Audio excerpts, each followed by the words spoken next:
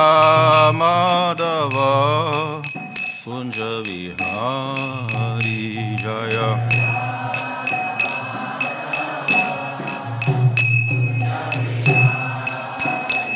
Hare Krishna, Hare Krishna, Krishna Krishna, Hare Hare, Hare Rama, Hare Rama, Rama Rama, Hare Hare.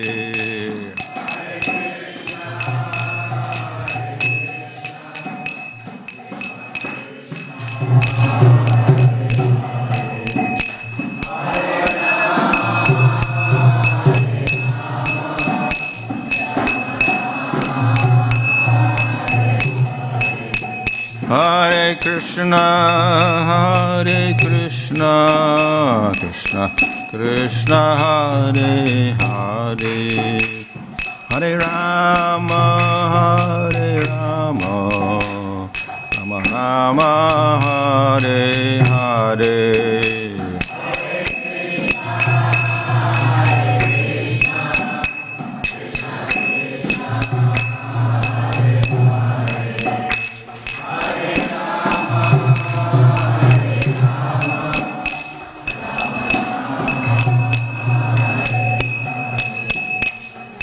Prabhupada, Prabhupada, Prabhupada, Jaya Prabhupada.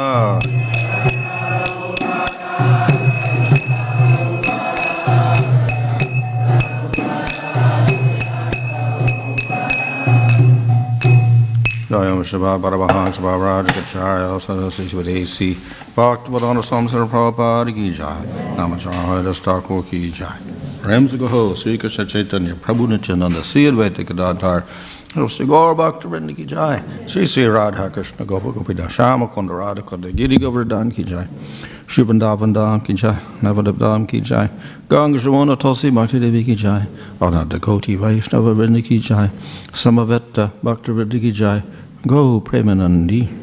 All glories to some of the devotees, all glories to some of the devotees, all glories to some of the devotees, all glories to Sri Guru and Sri Guranga, glories to Srila Prabhupada.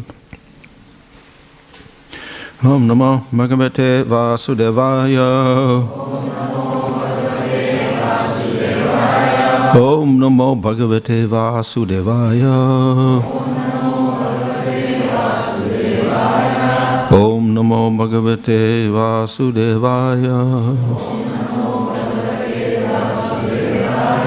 Nama Om Vishnu Padaya Krishna Prasthaya Bhutade Śrīmad Bhaktivedanta Swami Nityanamane Namaste Saraswati Devi Gauravani Prachadane Nirvishesha Shunyavadi Vastatya Tarane Shri Krishna Chaitanya Prabhu Nityananda Sri Advaita Gadadhar Shivasadi Gaur Bhaktivedanta Hare Krishna, Krishna Krishna, Hare Hare, Hare Rama, Rama Rama, Hare Hare.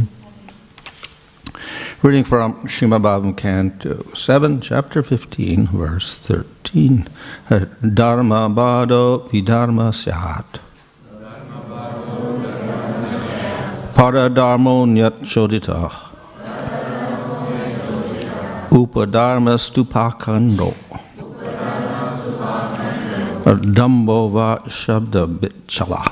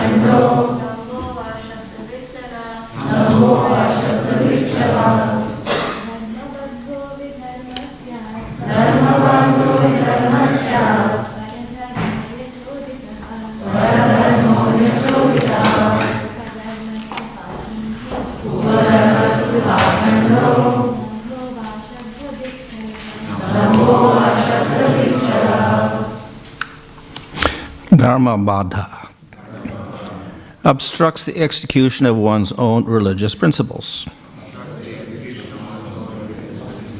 Vidharma, against the principles of religion. Syat, should be. Paradharma, imitating religious systems for which one is unfit. Anyachodita, which is introduced by someone else. Upadharma, concocted religious principles. 2. Indeed, Pakanda, by one who is against the principles of the Vedas, standard scriptures.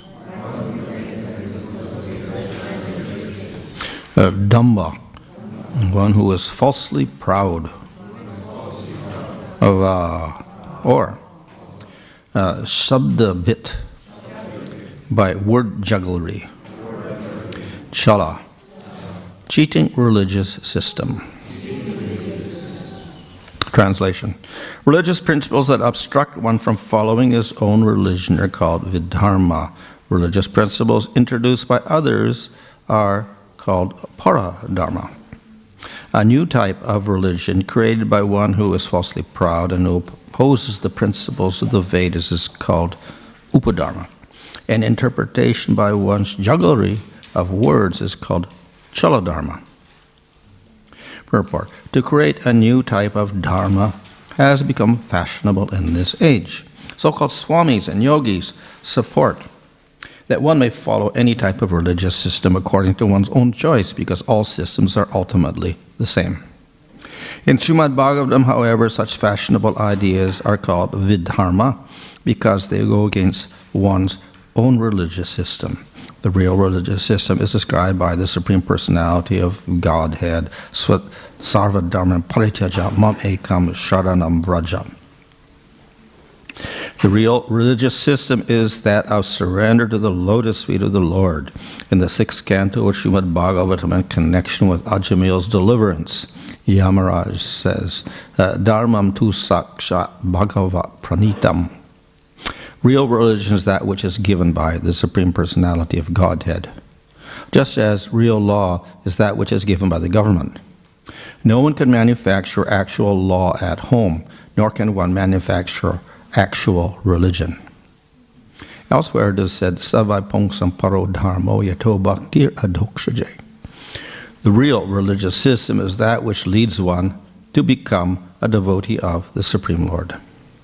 Therefore, anything opposed to this religious system of progressive Krishna consciousness is called vidharma, paradharma, upadharma, or chaladharma. Misinterpretation of Bhagavad Gita is chaladharma.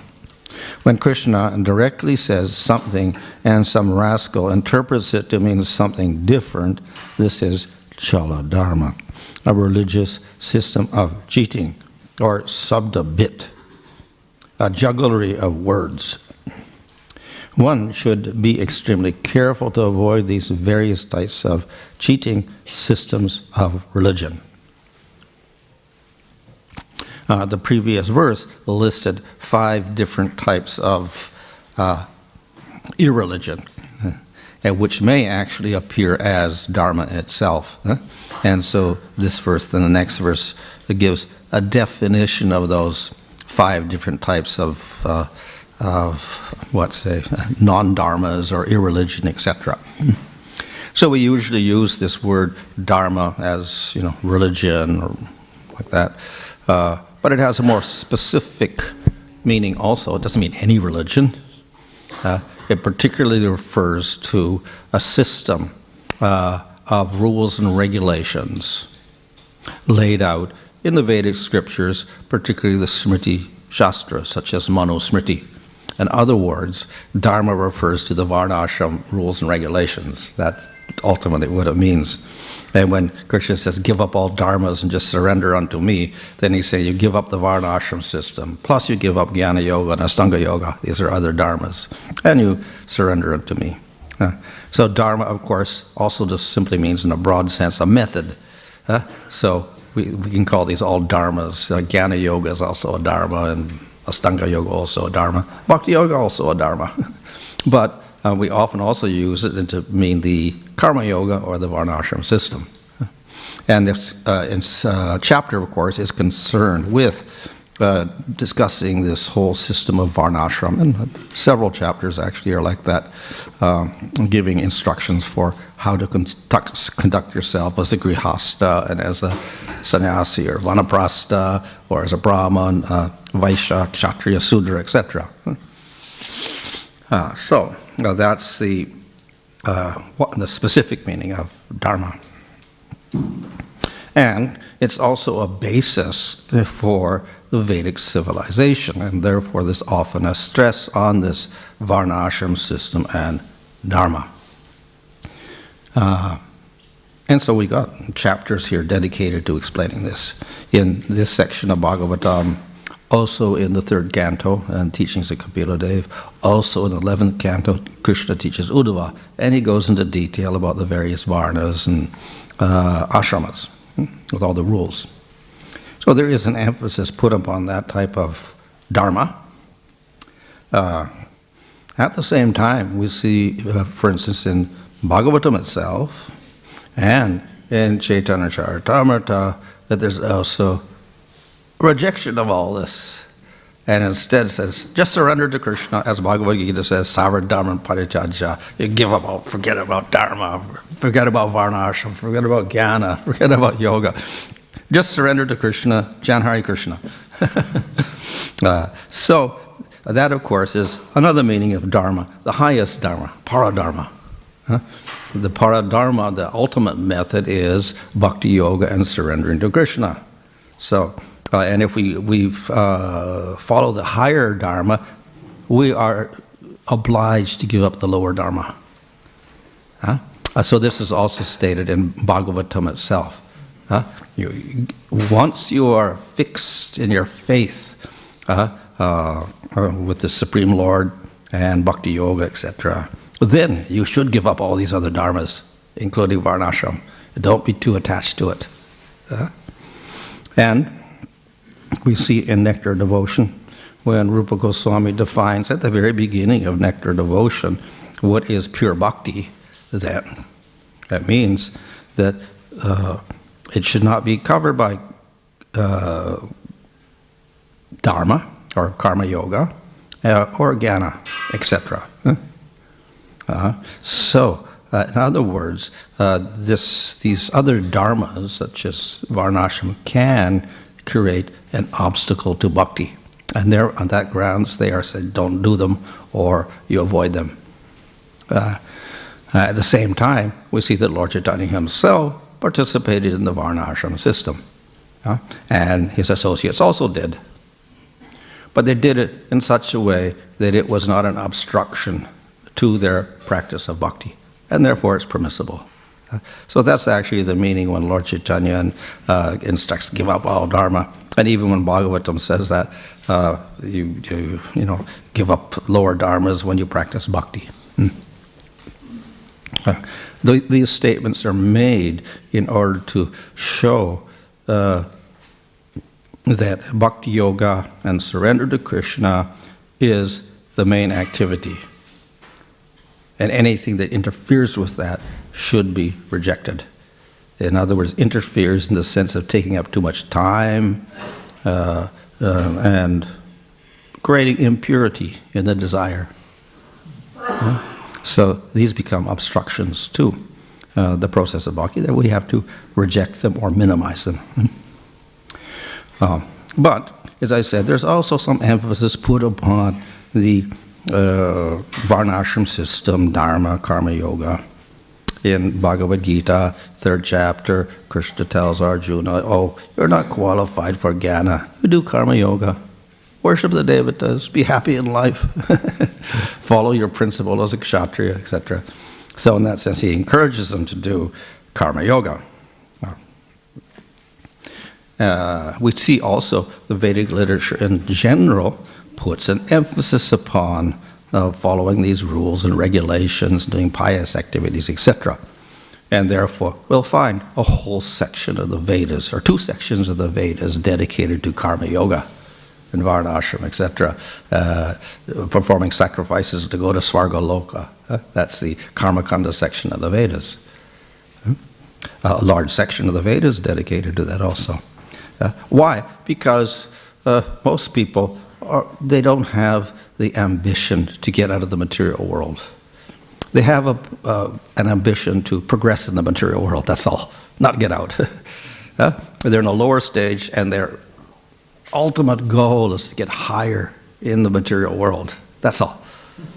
They can't think of, I'm not the body, I'm the soul, I got to get liberation. That's completely beyond them. So, of course, we'll see that in daily life. People are just going on with their activity, working hard to get some money, whatever. That's majority of the people. Let's say 90% of the people, 95% of the people, 98% of the people are like that. Very rare. You say, we don't like material world, let's get out. No, very, very rare. Around the world, and even in the Vedic system. So even though there's a percentage of Brahmanas in this varnashram system, who should technically study Brahman, that's the Brahmana, should know Brahman. Most of them are dedicated to Karma Kanda. So very few are going to get into the Gyan Kanda and then really practice it and then strive for liberation. So maybe the Brahmanas are 5% or less of the population, and among those 5%, maybe 1% or less is going to strive for even Jnana Yoga, which to speak of Bhakti Yoga. So, for the majority of people, you have to have a system, and therefore, Krishna says, okay, you do this varnashram, dharma, karma yoga, etc. And this way you at least purify yourself and you follow rules and regulations. So, for the majority of people, that's very good. As Prabhupada mentions in this purport, you cannot manufacture your own laws just as if you have a country. You cannot make up your own laws. You've got to follow the government laws. The government, of course, passes new laws now and then in their parliaments or whatever, but you can't individually make the laws and enforce the punishment, etc. So, higher than that, we have the law of God, the Supreme Lord's law. What you can do, what you cannot do for the people in general. So these are the laws of Dharma, of our varnashram system. And they consist of rules, things you must do and should do, etc., and things you should not do, which are the sinful activities. And it's an invisible law. You cannot see it operating. And it's not written down in your textbooks, etc. Of course, it's written in scriptures, but it's not in your school textbooks or your law textbooks. But it's there. And the enforcement of the law is also there, and you cannot also see that. But you can experience it after you die. If you go to Yamaraj or whatever, you can experience that, the judgment of the law. So it's an invisible law. Sometimes it's called adrishta. Adrishta means not seen. The law of karma is called adrishta. The law you cannot see, but it's operating all the time. So, Dharma, therefore, is a verbalization, an expression of that, these laws. What you can do, what you cannot do, which are judged by Yamaraj. So it's not that even though we cannot see these laws directly, we actually can if we go to Scripture, if we go to the Vedic literature. And there will define what activities you should do, which will give good results, and you don't get any punishment, but rather you get reward. And those activities you should not do, which will give you punishment, and perhaps you'll have to see Yamaraj and go to hell, etc. Or at least you get some bad karma in your next lifetime. So those are called sinful activities. So basically, when we talk about Dharma and varnashram, etc., karma yoga, a lot of it is concerning all these laws, what you can do and what you should not do. And if you follow that system properly, you advance. Just as if you follow the laws of the country, then you can at least Live a little peacefully. And if you break the laws, then it's not peaceful at all. Huh? So, if you follow the laws of Dharma, you can live peacefully in this lifetime, next lifetime, and next lifetime. Not only that, if you follow the laws nicely, you can gradually upgrade. This is not so probably in our laws of government. It's not that you follow the laws and automatically you get promoted upwards. Even if you follow the laws, you may stay at the same economic position your whole life. But in the system of Dharma, if you follow these laws life after life, you progress. And also, in other words, you progress from tamagun to sattvagun eventually. That's the whole system of laws, to make you progress through the gunas, which is something which the laws of government don't have in mind at all. The laws of government are laws just to keep the minimum of social order, so that the majority of people don't get disturbed. So they have laws to just keep it. It's not an idea of elevating people's consciousness upwards and upwards. But that's the whole system in the varnashram system.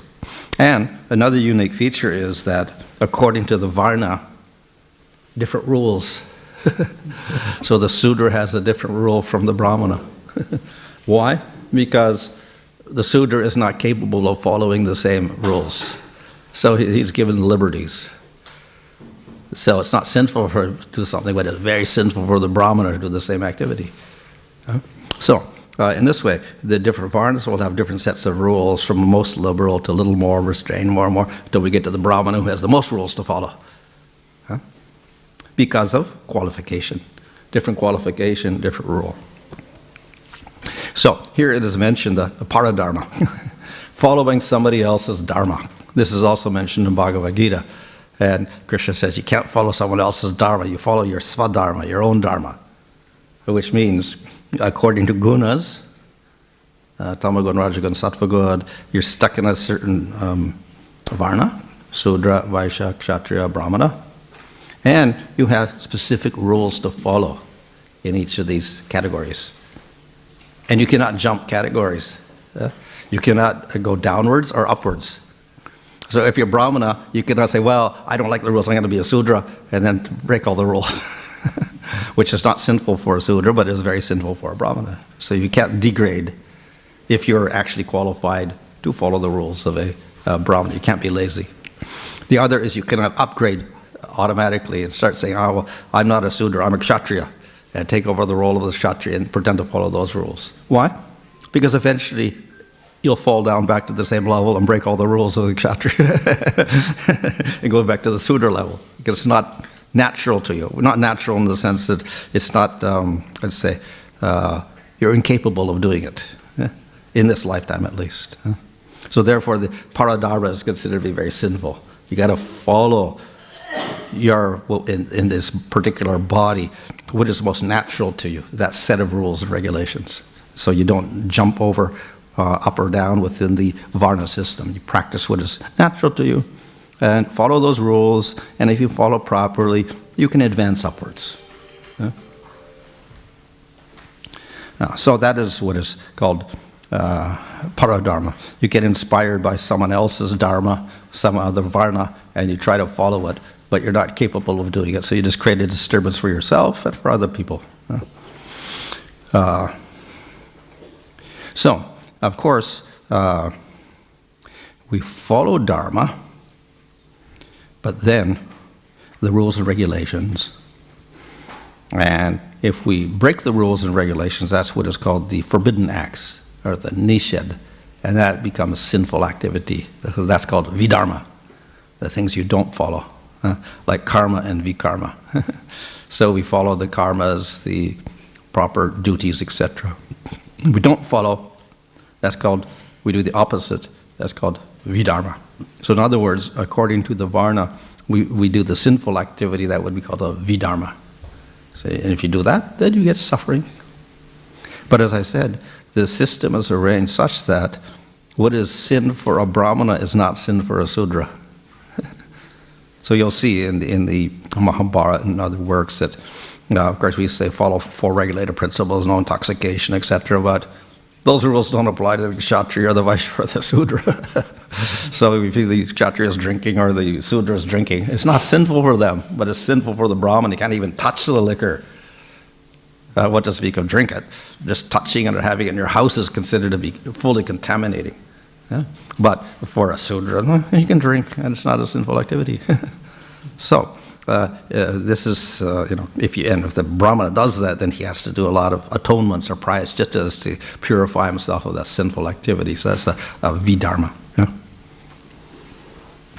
And Upadharmas, which means it's not actually a dharma.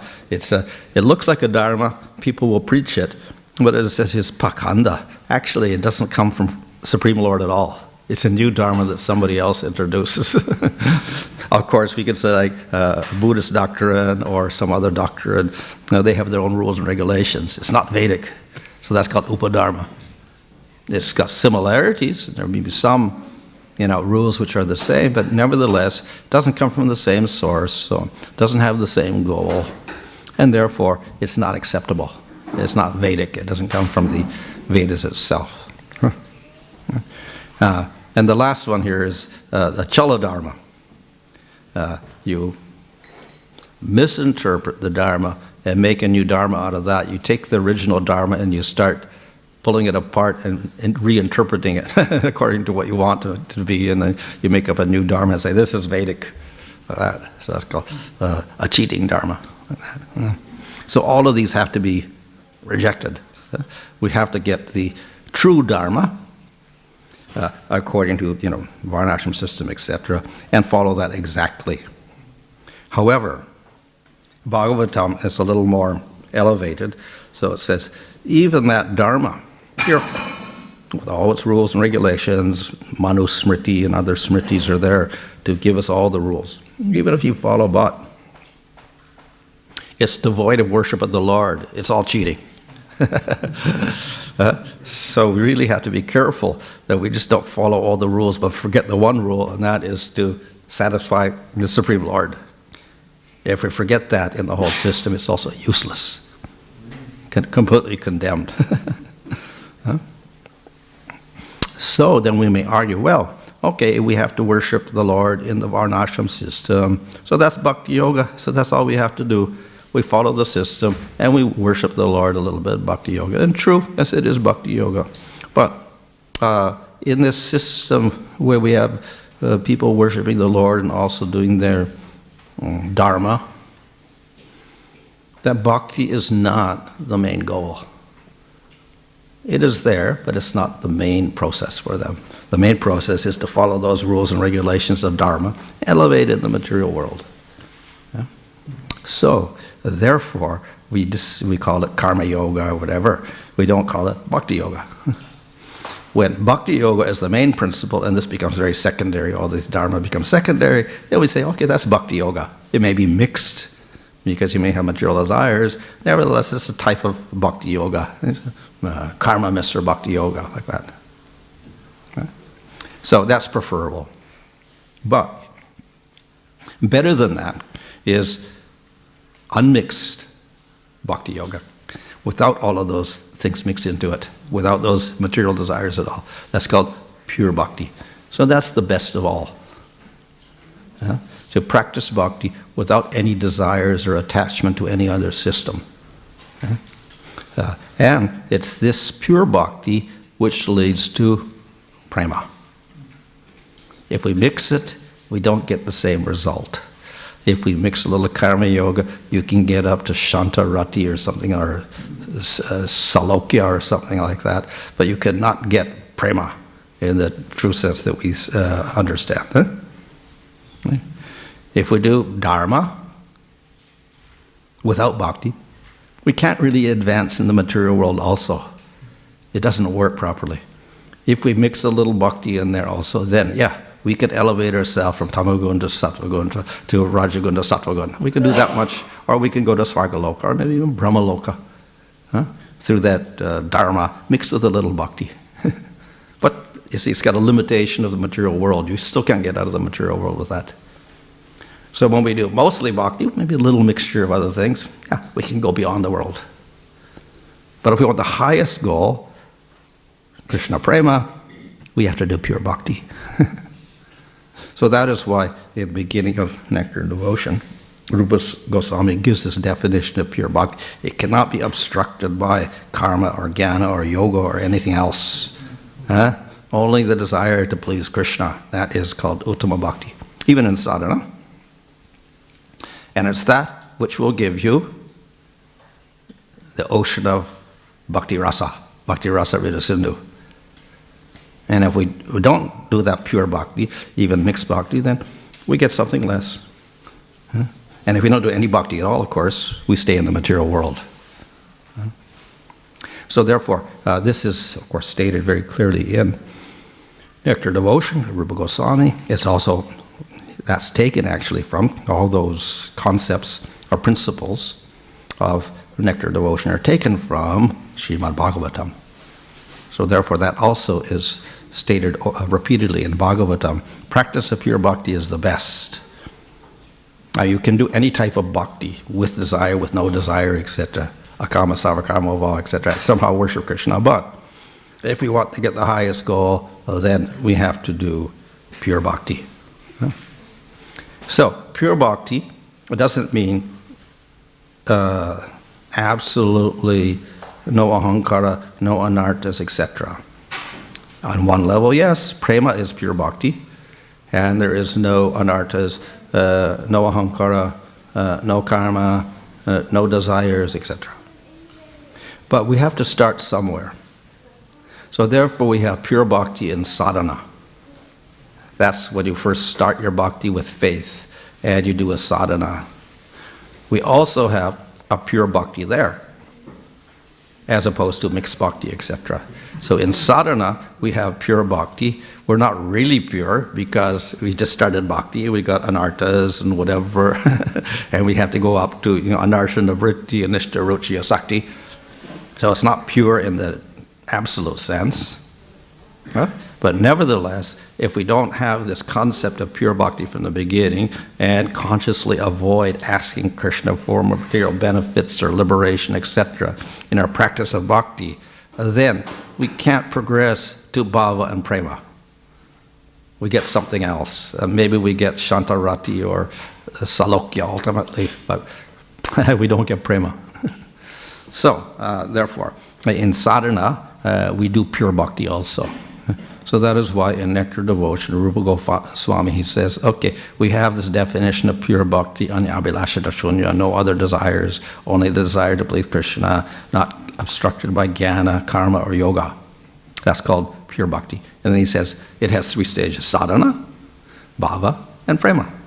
So in other words, pure devotion in sadhana is there, and we should start our devotion with that. As if we're following Chaitanya Mahaprabhu.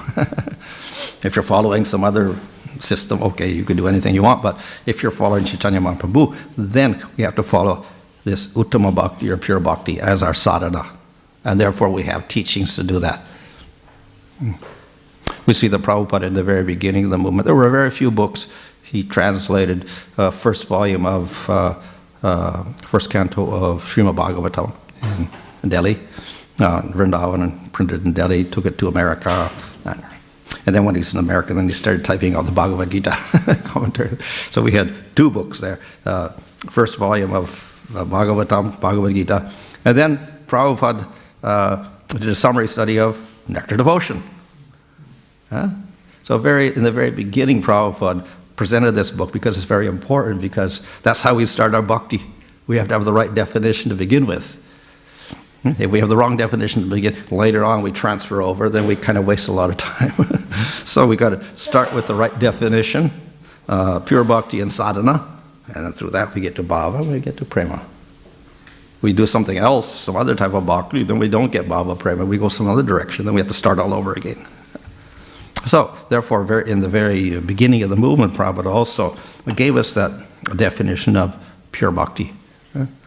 To follow in sadhana, not that the pure bhakti is prema. In sadhana, we just do anything we want. No, we have to follow that particular definition even in sadhana to the best of our ability. Okay?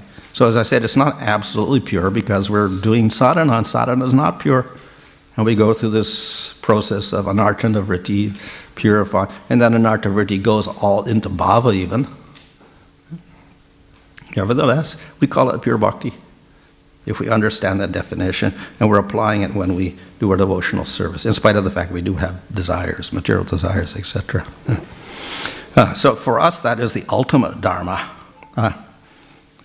Not even mixed bhakti is not our dharma, but sarva dharma parajamamekam sharanam raja, surrender only to me, don't have any other desires. So actually in this Bhagavad Gita verse, Krishna is also saying, you do pure bhakti, and through that, you'll get the highest result. So, that's the ultimate dharma. And all these other dharmas are there, but we should not substitute them and say that's the real dharma. They are secondary dharmas to process of bhakti yoga. And we can do them if they're favorable. At the same time, if they're being unfavorable, we have to reject them. Okay, any question there?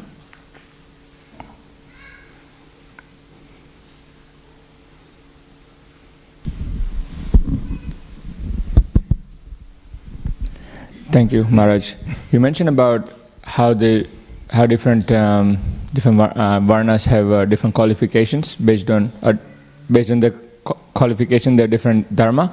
And you mentioned about how Shudras they would be allowed to drink, but then Brahmanas wouldn't be.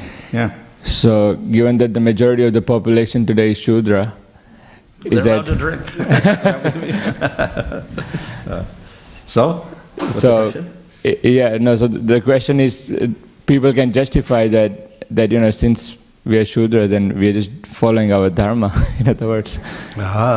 Well, the Sudra is a particular definition. It's not anybody who drinks. It's a Sudra. There's people who are not even Sudras, outside the varnashram system. So at least the Sudra has rules to follow.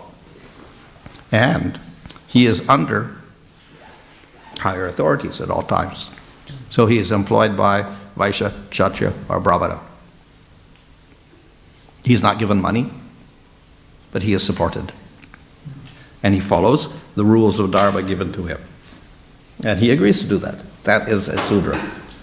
So in the modern world, they're kind of like Sudras, but because they're Tamaguan, but they're not following all those rules.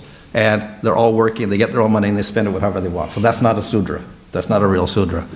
If there'd be a real Sudra, they would give up their money to somebody else, and the money, the other person, they wouldn't get any money. Somebody else would support them and give them what they need. So their sense gratification is very controlled.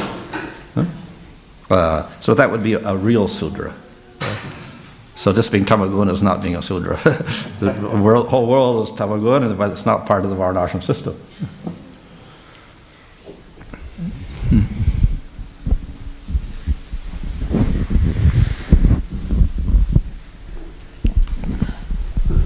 Hare Krishna Maharaj, thank you for the class. One observation. Some people say Prabhupada's half his mission was fulfilled, varnashram was the other part.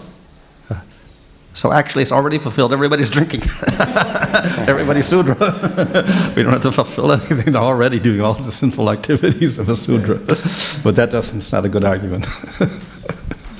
Hare Krishna Maharaj, thank you for the class. I find them very technical, which really helps me with my mind.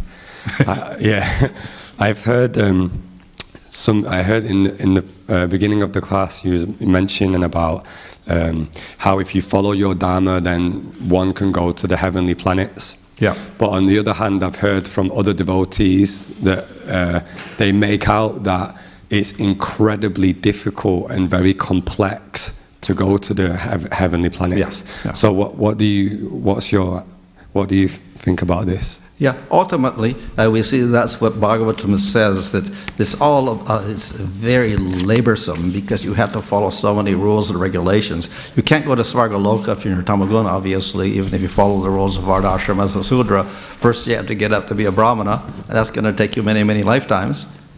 You have to be a Vaishya, then you have to be a Kshatriya, then you become a Brahmana. And then you have to do all these sacrifices, yajna, which are very complex. and you have to follow all the rules, regulations. You have to learn all the rules, do it exactly. You have to spend a lot of money to do a proper like horse sacrifice or whatever. So it's quite complicated. And then you have to have all these thousands of brahmanas there to help you. So actually, to get up that far is going to be a little bit complex. So it's like an over-endeavor, considered to be an over-endeavor. But people will do that with that goal. They really want to get to that higher level. So some people will do that. And therefore the Vedas are there to encourage them in that direction. But one who's intelligent will see it's an over-endeavor because you fall from Svargaloka. After getting that for thousands of years, then you will fall back into the material, into Earth planet or like that. And then you have to repeat the process again. So it's a lot of endeavor to go up and then fall down again. So is the idea that once we've come from the spiritual world and we've been through these heavenly planets already, and then once we come to the earth, that's when it becomes very difficult to go back up? Well, difficult. Well, you can fall down to the lower planets also. It's also difficult to get out of there because the lower you go, the more you're covered by ignorance. The more you're covered by ignorance, the more you can't understand any rules or regulations. You don't know what is right or wrong anymore, so everything is completely covered over. Everything becomes upside down. So if you're Rajagut, maybe a little bit better. So generally the people on the earth sphere are in Rajagut, and those who are below in Patalaloka and Atalaloka, Sudraloka, they're all more tamagunish. And those in the middle sphere of Bhumandala, they're in the Rajagun sphere. So a little more intelligent. But then, of course, as I said, among the human species, most of the people are also in Tamagun, so there's a big mixture there. And if you're in Tamagun, very difficult to get out. Rajagun, okay, you can progress, but it's always tinted by selfish motive of enjoyment. Whereas sattva means we may have a material enjoyment, but it's also less selfishness, outright selfishness involved in it, in sattva. So you need that little bit of attachment also to get out. Hare Krishna Maharaj. Thank you very much for a wonderful class. I've got a few points. One, we are doing 16 rounds, trying to do attentively and following 4 executive principles. And association of devotees is there, eating a lot of prasadam also. Now, how to increase our love for lotus feet of Krishna? How to increase further? Some more points, please. More prasadam.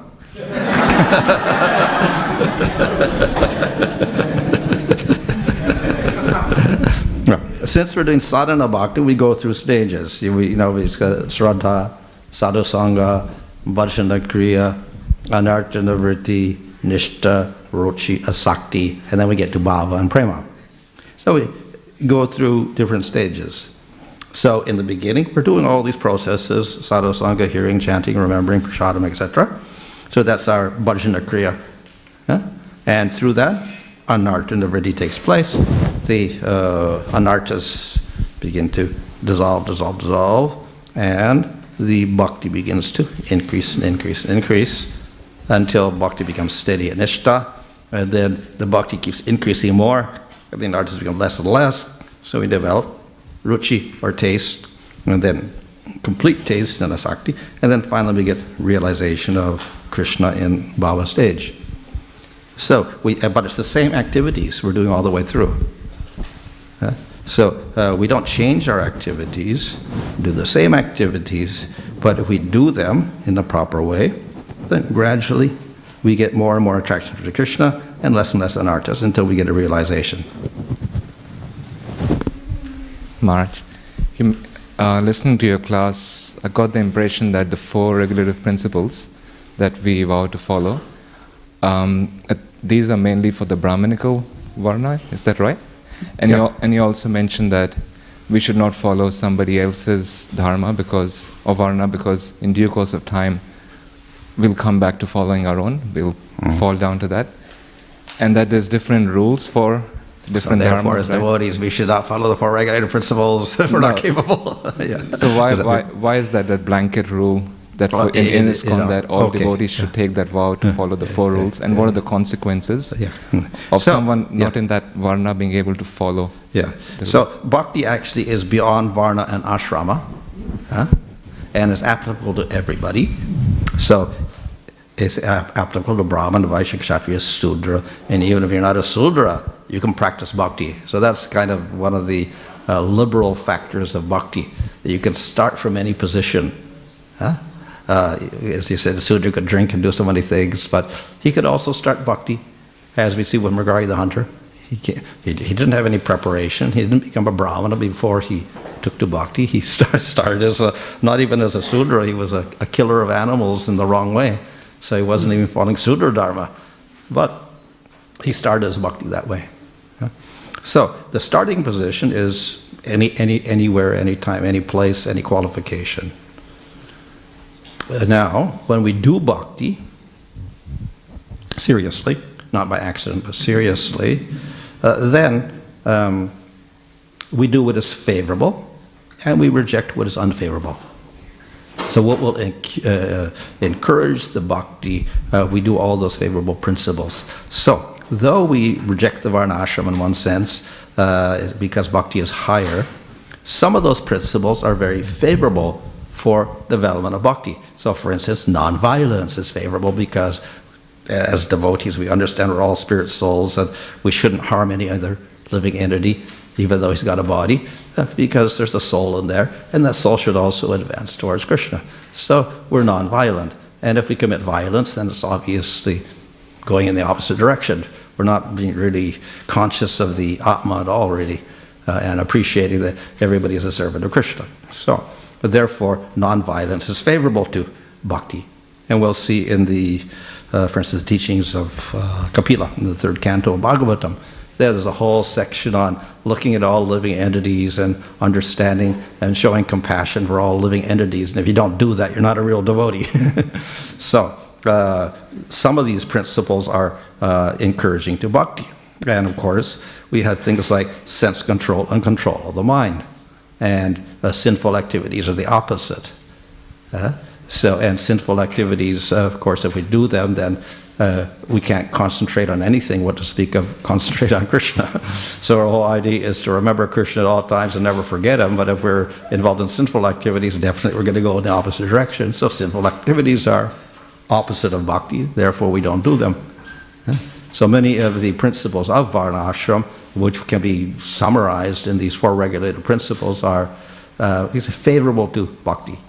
They're not considered angas of bhakti. If you look at Nectar Devotion, there's 64 angas. It doesn't mention 4 regulated principles there at all. But these are favorable items. So that is a principle, to reject what is unfavorable and follow what is favorable. So if we're serious devotees, yes, then we follow. If you're less serious, then you don't follow, but you can still practice bhakti. So we're not saying that you can't practice bhakti at all, or you can't chant Hare Krishna unless you first follow the 4 regular principles. We don't say that. Anybody can follow, so we tell everybody on the street, chant Hare Krishna.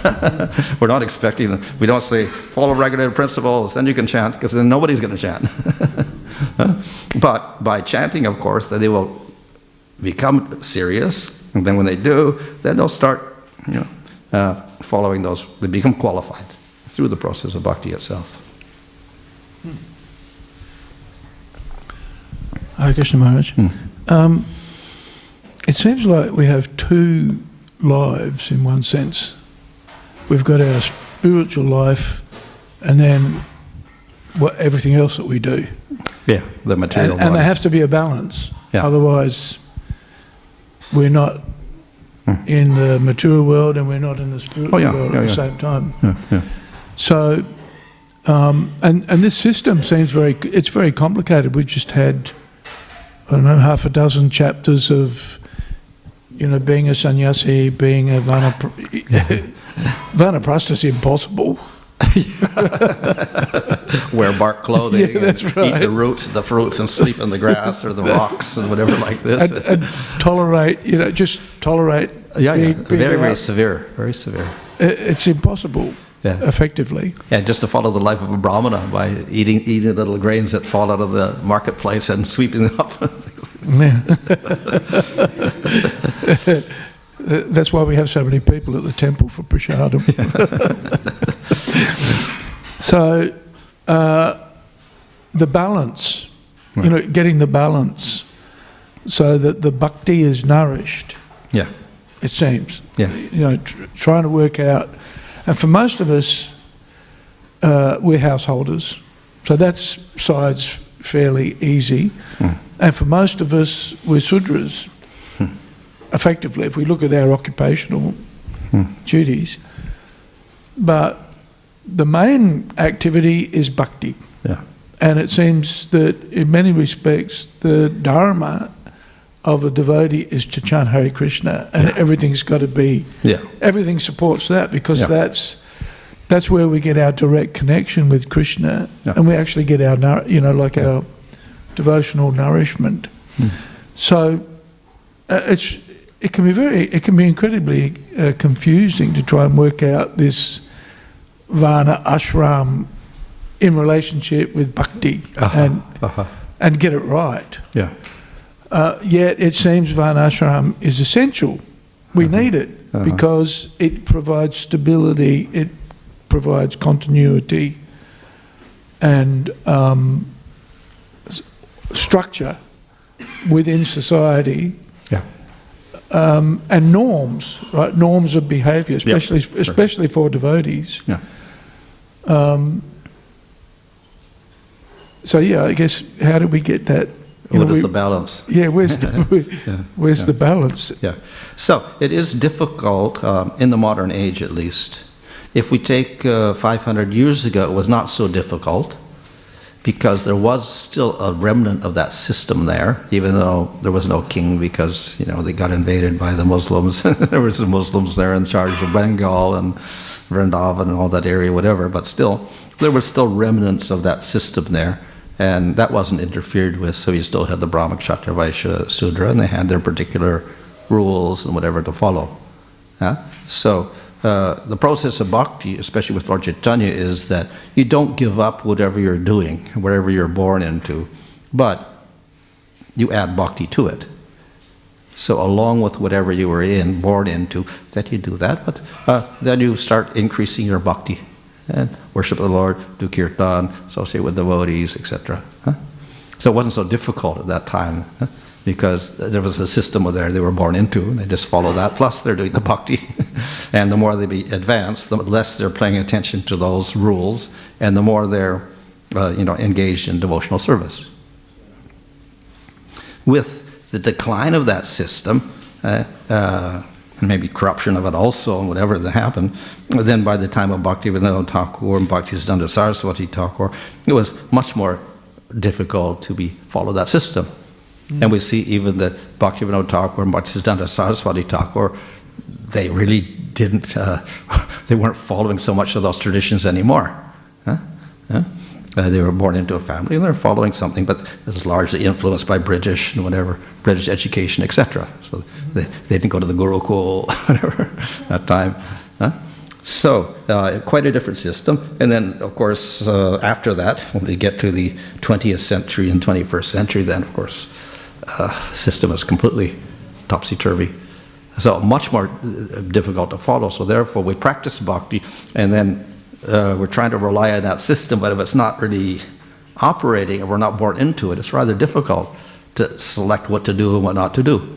And especially if you're not even born in India at all, you're born in another country, then you've got zero background. So therefore, but the saving grace is whatever you do bhakti yoga and try to adapt to that particular society or whatever, and you take what is favorable and follow that, and you avoid the unfavorable. That's all the best you can do. So, as devotees, of course, we can try to take certain principles of that system. It's impossible to follow completely, but we could take certain principles which are favorable for family life, etc. And you can follow those principles as much as possible. We can't follow perfectly by any means. So it's only a matter of selecting the rules to follow and the rules not to follow. And even then, we follow them to some degree, but not completely. So we have rules for body, like cleanliness. Basically, we follow the varnashramic rules for cleanliness. But if you look at the rules for cleanliness mentioned in the varnashram system, they are quite severe. And we can't follow those exactly. We completely, you're taking the minimum out of that. And that's what we're following, like bathing, at least once a day or something like that. So you're going to have to bathe 3 times a day, and then you have to face a certain direction, and you have to clean yourself with earth and smear yourself with earth and do so many things and chant Vedic mantras, whenever you bathe. So we don't follow that, but at least we take a bath. So we take certain elements like cleanliness and samskars and all these things to the ability in somewhat simplified form. So some of the things we take, what is necessary, and at the same time we don't, in a way, interfere with the time we spend on bhakti and devotional service. Well, in other words, it has to be secondary at all times, how much time we spend on those other things.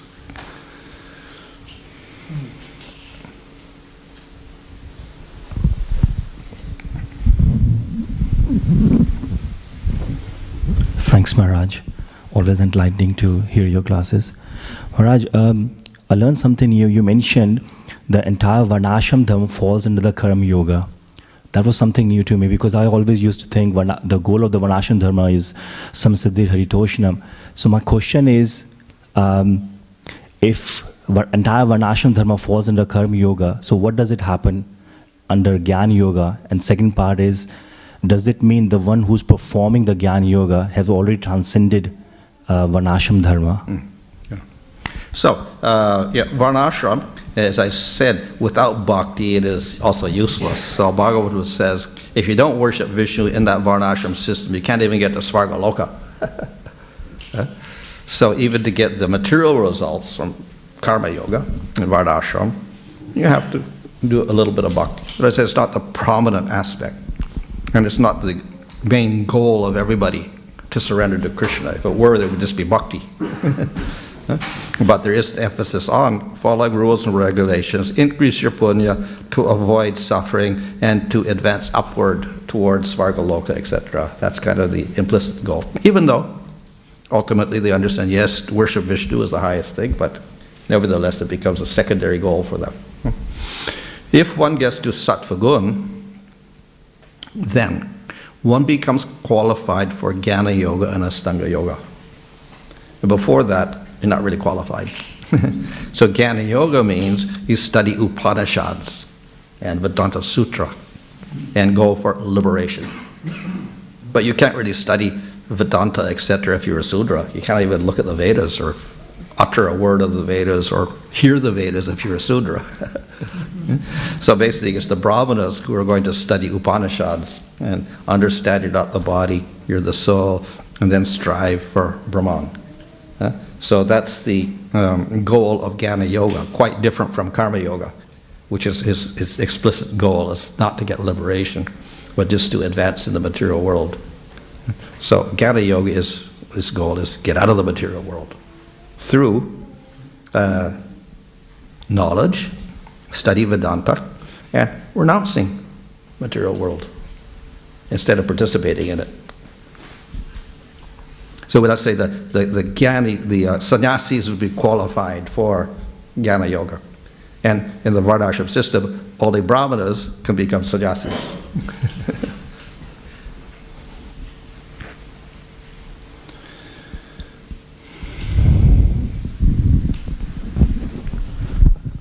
Hare Krishna Maharaj.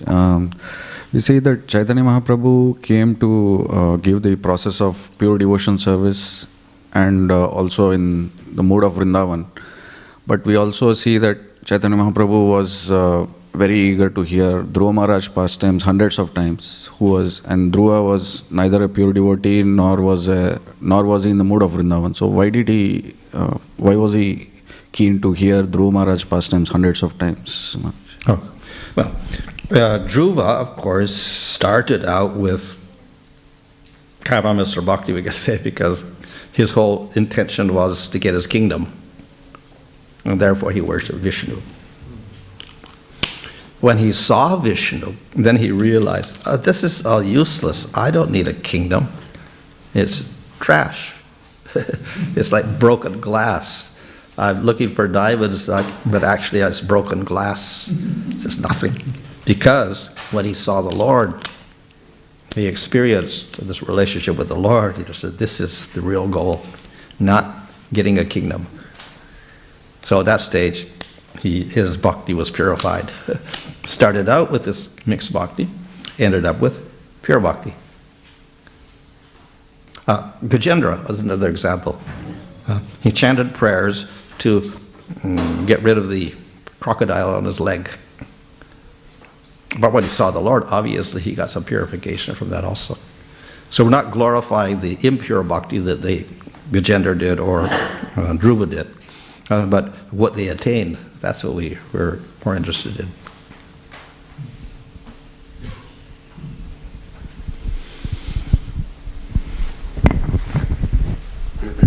Hare Krishna Maharaj, thank you for your class. My question is, a lot of people think that Vedic knowledge, Vedic scripture, is just like Indian school of thought, like a worldview or a way of viewing the universe in a particular way, just like another system of thought from the West or something like that. So what would you say to someone who thinks like that about Vedic knowledge? Well, any system of knowledge will have a view of the world. If you're a scientist, you have a particular view of the world. It's not necessarily correct. It's, just say, accurate in a certain sense, but it may not be the true vision of the world. It's quite limited. But this is the fault of the human being. We have limitation. Yeah? And we're going to look at the world this way or that way, whatever. And thus, Scripture tells us that no matter how much you use your intelligence, it's always going to have faults, it's always going to be limited, and therefore the conclusions are going to keep changing. We can always advance our knowledge, and that means we advance our conclusions and change the conclusions as we go on, from 5,000 years ago to 100 years ago to present day. We keep modifying things. If we go 1,000 years in the future, we're going to have to correct things a lot again in our science, which means it's not actually correct. What we have now is not the absolute truth. When we go 1,000 years, we have to start correcting. We do 2,000 years again with material knowledge, we have to correct it again. We won't have the perfect knowledge. So our perspective keeps changing all the time. Hopefully through that, we will eventually realize that yes, the normal human intelligence and perception has a limitation automatically, so it will never be complete. If we come to that realization, then we maybe get to the next level of approaching things from a higher perspective. One level, of course, is the mind itself, or the subtle body, which, of course, it uses intelligence, etc., but we're very limited by our material senses. We get to that level, we will get a little broader perspective of things. In other words, not so limited in our perceptions of time and space. We'll get to another level like that, like devatas see differently from us. If we go higher than that, of course, then we get to the soul level, the jiva or the atma, how it can perceive beyond material senses, subtle, gross senses, etc. That's the higher level. But that's not perfect also. Then we get to the Krishna's vision on top, and how he sees things. That's the ultimate vision, but we can't even approach that. So there's many, many ways we can perceive the world, and the scriptures are approaching from different religions, and different scriptures will look at the world slightly different, but obviously different from what a scientist views it. So it's all kind of relative in one sense. But the only solution to all of this is we go by scripture itself. This gives us the absolute vision, even if we can't completely understand it. But we have to have faith to accept that. If we don't have faith, then we may accept scientists or whatever like that. But as I said, that is automatically changing all the time.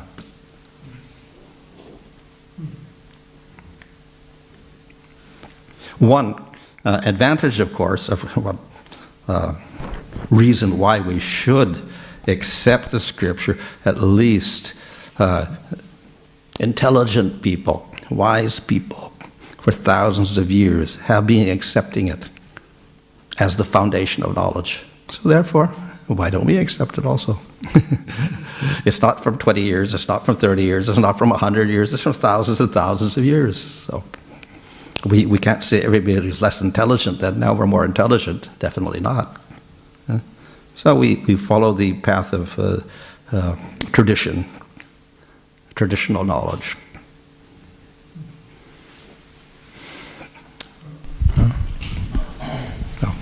There's a bias in Western thinking that they're better, right? Because they're more modern or more evolved. As evolution plays a big part in it, right? Yeah. Oh, we're more evolved now, so we're better. And of course, that's fallacious. Yeah. One of the amazing features of Vaishnava culture is the description of the ontological positions of everybody, everything in relationship to the source. Yeah. And it's very comprehensive. And while Lord Chaitanya and the Goswamis especially sought out literature that promoted Krishna as the sourse, and then everything in relationship with Krishna, and why the Bhagavatam is so important for us, and why literature like the Brahma Samhita is so important, because especially the Brahma Samhita is this, it's like this, it's like this, it's like this, it's like this. This person is in this relationship, this energy is in this relationship. So when you see such a comprehensive description of what's going on, and of course Krishna's in the center, and then when we chant Hare Krishna, we just feel that connection so strongly. You've got this such a comprehensive, and that's why Prabhupada always say it's scientific, and this is it. Yeah. That's very challenging for Westerners who think, hang on, we're better than you guys. But of course, that's just ignorance. There's that story in the Lilamrita where Prabhupada was challenged by the young hippie girl. She was screaming or carrying, and Prabhupada just said, ignorance, simply ignorance, or words to that effect. So, sometimes you can't argue with people because they haven't got the... Yeah, we don't preach to the faithless. They haven't got the brain substance to understand it. Yeah. So you cannot force scripture upon anybody, because if they listen to it, then they won't relate to it at all. They'll think this is all fanatical, something coming out of some old scripture, and nobody believes it anymore, like that. So you have to have the proper qualification to understand all of these things. At most, you're not the body or the soul. Maybe that's the simplest thing that they may accept, but even that, of course, many people won't accept. But that's the first step. So you can't preach all this other stuff at all to some people. You can only preach the very, very basics, and that's what Prabhupada usually did. You're not the body or the soul. Follow some regulated principles. So he preached on, because they weren't qualified to understand higher things at all. But we're so fortunate we got much more detail than that. Higher and higher levels, categories, etc., all explained very much in detail, but not accessible to someone who has no faith. That's why your earlier comment about more prashadam. Yeah, that's all. Give them a gata sukriti for a long time, then they get the faith. Then they will accept it. You meet guys like this with the cauliflower pakora and chutney. That's about it. Hare Krishna Maharaj, thank you for the nice class. Maharaj, we hear in lectures that by seeing a devotee we can achieve perfection, but we see in our daily life we're seeing so many devotees and we still don't achieve the perfection. While on the other side we hear Srila Prabhupada saying that bhakti is really difficult and it's a gradual process. So how do we understand these 2 It's points? easy and it's difficult, is that the idea? Yeah. Well, of course, of all the processes, is easiest. And we'll see the example of that in the Bhagavatam. Even if you chant the name of Narayan, not even Krishna's name, accidentally, you can destroy all your karmas and not get punished by Yamaraj. So that's a very instant effect. He didn't have to even repeat Narayan's name constantly. When he simply said, your name is Narayana, and he christened his son and gave him a name, that was enough to destroy all of his karmas. So that's a very great effect of bhakti, which not even, no effort at all to do it. So when we do make effort, of course, we're going to get much more results. But like Ajamil, we may not see how it's affecting us. Ajamil wasn't aware that all of his karmas were destroyed. He was also surprised that Vishnudutas came and said, he has no karma. Yamadutas are also surprised. Yeah, he does have karma, they're saying, but Vishnudutas, no, it's no karma. So, if for us also, so many things are happening, but we can't perceive it. So we don't know what is happening to all of our karmas. We have tons of karmas in our subtle body. We don't know they're there or not. We don't know. But the scripture says, it's all being destroyed. So our advancement, in this sense, is easy, because even accidentally we get so much effect. When we take to bhakti seriously, it may take many lifetimes to get to prema and get to Goloka. But that's also a relative perception, because what is many lifetimes? 4 lifetimes, 5 lifetimes, 6 lifetimes. But how much of a day of Brahma is that? Maybe 0.01% or something, one of Brahma's days.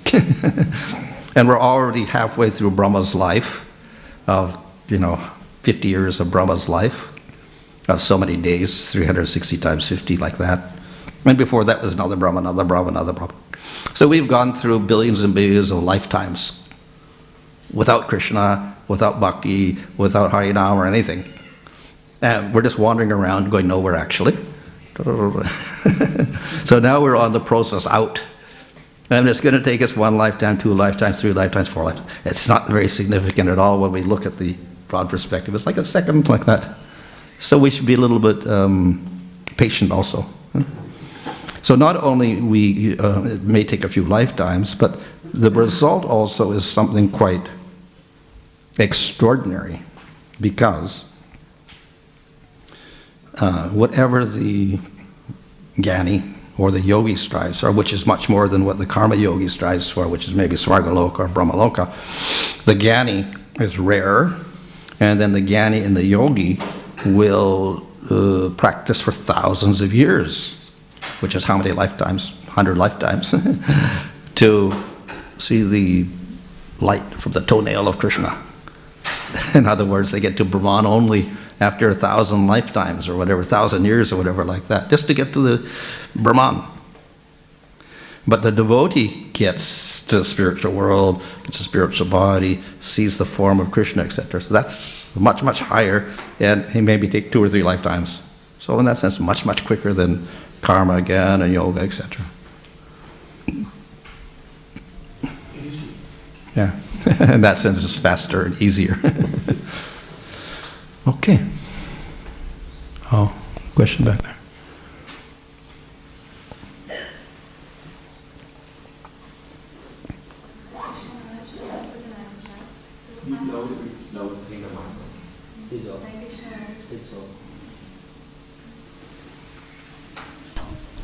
Hare Krishna Maharaj, thank you for the nice class.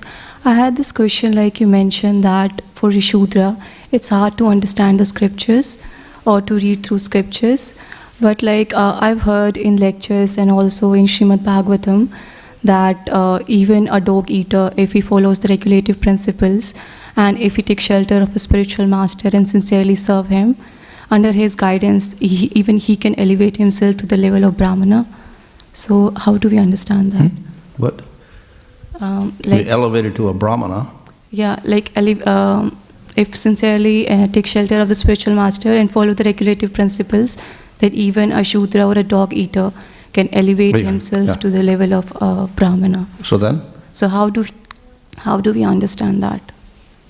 Well, actually, Bhagavatam says that a person, even not a Sudra, he could be a Chandala, a dog eater, which is less than a Sudra, not even in the varnashram system, if he once chants the name purely, is better than a Brahmana. He surpasses the whole varnashram system because he's a devotee, and the devotee is technically beyond the gunas. So therefore, simply by chanting the holy name once purely, no initiation, nothing, but chanting once purely, then beyond the system. Huh? So it actually is the we can say the purity of our bhakti. This takes us beyond all tamagun, rajagun, and sattvagun. As Krishna says in Bhagavad Gita, this system is beyond the gunas. It's beyond the gunas completely. Now, because we do have impurities, we do have aparads, etc., process, and we're not doing it purely, absolutely purely, the system will be a little slower. We're doing pure bhakti and sadhana, but it's not completely pure, so therefore it takes a little time. But we should understand our goal is not to become a brahmana or sit in sattva gun. The goal is Krishna, which is much beyond the material world. So actually it's nirguna, it's spiritual world, spiritual sattva or whatever, much beyond that. But that's attainable by the process of bhakti, but it may take some time going through, sadhana bhakti with nishta, ruchi, asakti, bhava, like that. Thank you, Maharaj. Okay. Hare Krishna.